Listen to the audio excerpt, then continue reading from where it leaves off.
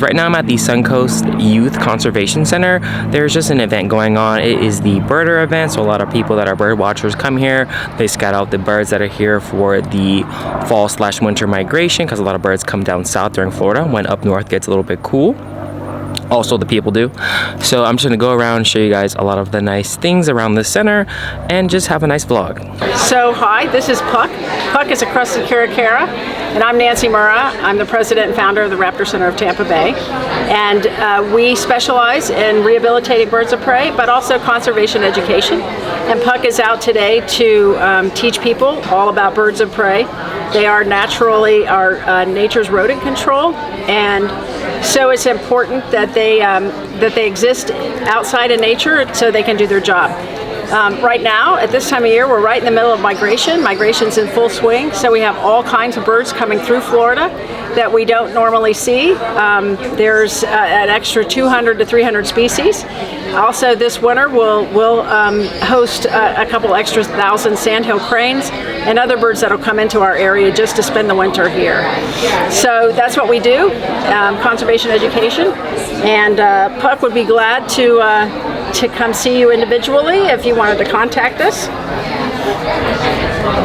So she was actually shot. We've had her she's 5 years old, and she was came from the Avon Park area. Never actually seen the berries on the coral honeysuckle before. These are what the berries look like. They're probably not fully ripe, but oh my god, look at this clump of corky stem passion vine berries. The birds are gonna love this. That's why people like Christmas berry? Jesus. Because usually I don't see it this big and having this many profuse blooms on it. Yeah, it's dense too. Yes, it's dense. It looks like a weeping holly almost. It right? really does, and I really love the contrast in color. A lot of wild coffee in there. It's really good bird food. But literally, look at how luscious this wild coffee is. In nature, look this beautiful. It's really gorgeous. Oh, some sea grapes over there. Some sea grapes all the way over there. Okay, so there's a lot of wild coffee, a lot of vines alba. That Christmas berry was gorgeous. Definitely some nice, beautiful, tall mangroves. But it is looking really nice here. So there's a bunch of signs like this that basically tell you how they're doing conservation work, all the different things, and some information as well. Right there. Huh, looks like a Florida privet. So there's Florida privet with some corky stem passion vine and wild coffee. And there's just an abundance of this wild coffee everywhere.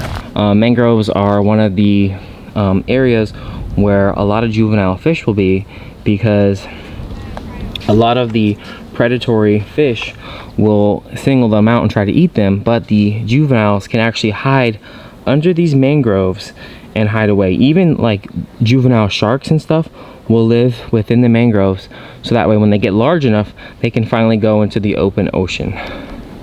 The different fish that will actually live within mangroves for the first half of their life. And this will actually help you identify a red mangrove from a white one.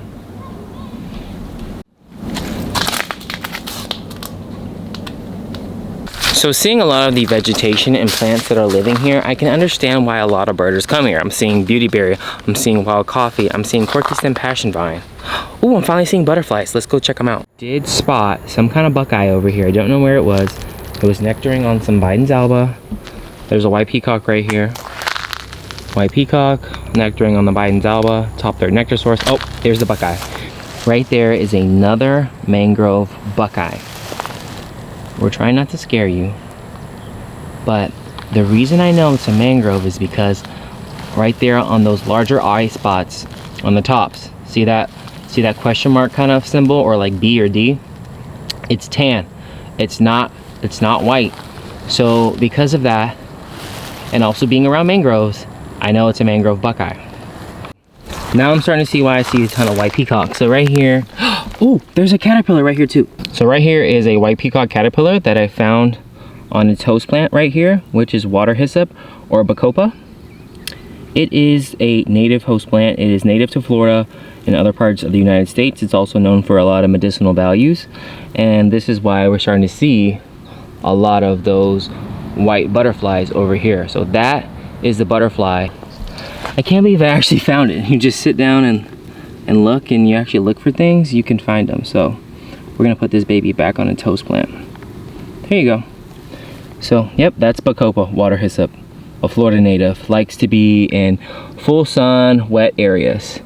And I'm guessing it can actually be salt tolerant because it's over here by some mangrove. So that's why we see this gorgeous butterfly. Look at the flowers on this mangrove. Quite interesting. Y'all let me know which one this is because I don't know my mangroves. I'm gonna just go and say it is a red mangrove. And this one looks more like a, I'm guessing this is black and that one's red. The red mangroves are beautiful. Headed towards is this tower all the way over here.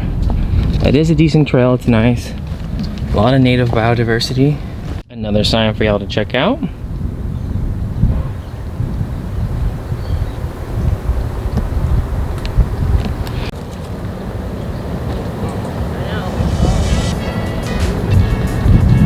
Almost looks like chrysopsis. Finally here at the viewing tower. We made it! That guy really came in clutch. Like, I don't know if they're gonna open it back up or what, but we made it. Oh my goodness. What was that? Something just made a bunch of noise in that water. Oh, is it a dolphin? Look at them. That is so gorgeous. Oh my gosh. It was meant to be. This is like a movie. Oh, I'm gonna miss them. I already missed them. And so beautiful to see all of this native terrain everywhere. I don't know how much longer we'll have this in our lives, but better enjoy it while it lasts. Coloration in red, black, and green mangroves up here is so dope. Definitely a lot of black mangroves actually. I would say at least over there is like black mangrove dominant, while in here definitely a mixture of both, and then over there is like mainly reds. And there goes a school of fish. I'm gonna say that those are mangrove snappers. See, look, the babies, the younger fish go into the mangroves. They just disappeared. Whereas the older fish, since they're a lot bigger and larger, they like to stay out in the open because they are less likely to get eaten by predators.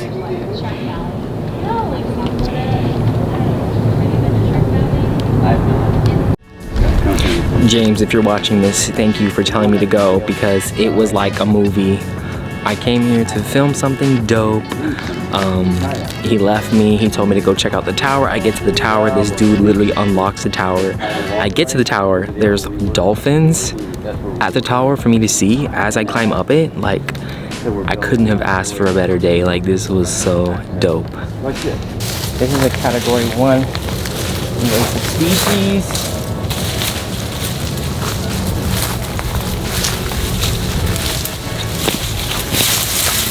We got it out. Alrighty. Okay. I think the wildlife managers would be happy. Yeah. So this is the second Brazilian pepper I've spotted. I've gotten rid of it. It's gonna die. Hopefully I don't see too many more.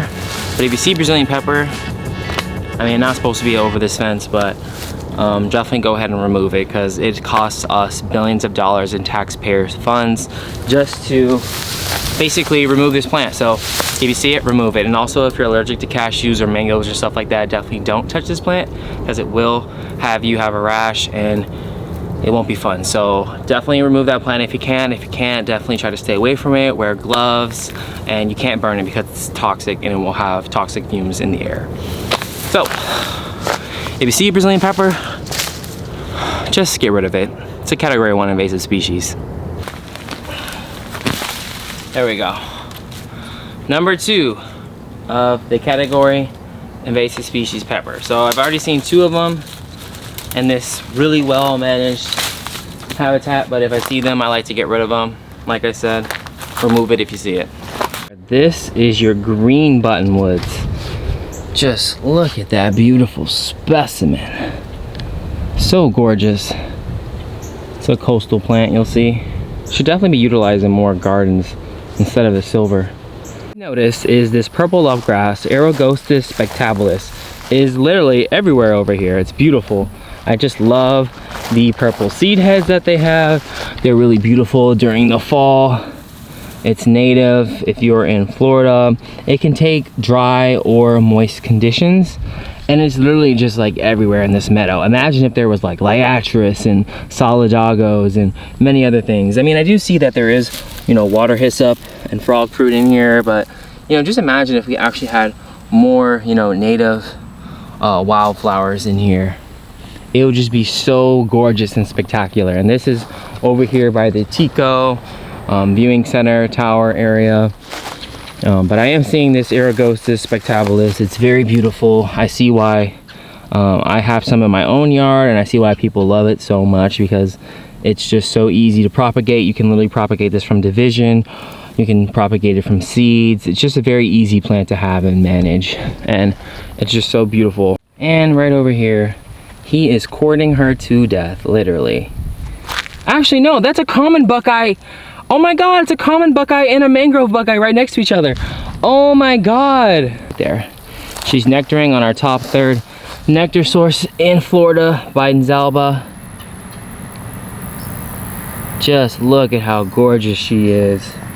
She's a beauty. That's exactly why you should keep patches of Biden's Alba in your yard, because butterflies like this need this when nothing else is blooming. And she is just nectaring away over there. Look at how gorgeous she is. Danis gallipagos queen butterfly. It is a cousin to the monarch butterfly. And I'm pretty sure it's using it's actually a pretty fresh one. She's pretty fresh, I'd say. She looks like two or 3 days old, maybe. But what they usually host on when they're this coastal is gonna be, it's gonna be your milk vines. To be more specific, it's gonna be your swallowwort. So when you're in a coastal region, you'll see swallowwort, and this butterfly is what is hosting on that swallowwort. So they're very gorgeous butterflies. I love how they're more of a burgundy red color. Oh, just so beautiful. It's just nice to, when you actually force yourself to go out and do something, you actually get to see things that are beautiful and nice, you know.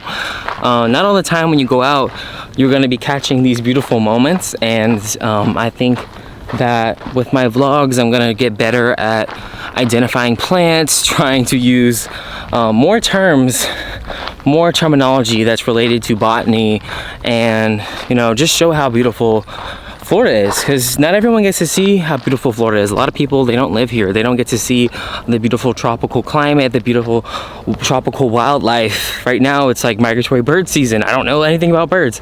Who knows, man? It's just so nice to appreciate how beautiful your surroundings are, and people try to literally dismantle them and put in these exotic invasive species because they think it looks nice, rather than to entertain themselves and educate themselves on why they should just enjoy the habitat that they live in, and understand why the things live there and how to coexist with them, rather than to rip them up and put in a crepe myrtle. So it was just very nice being out here and talking to people, and seeing all the things that we have around us, and how we can like actually take in all these resources. Look at this liatris. This is liatris savannah. This is the Savannah blazing star. Oh, there's a bumblebee on it. You see, look, the pollinators will find it. And then that looks like blue morning glory coming out of this boat. It's like a little garden, literally, in these boats. It's gorgeous. I love the Savannah. Yeah, definitely not gracilis. Yeah, the way that these leaves are curling inward like this. Yeah, and the flowers. Yeah, that's definitely Savannah blazing star.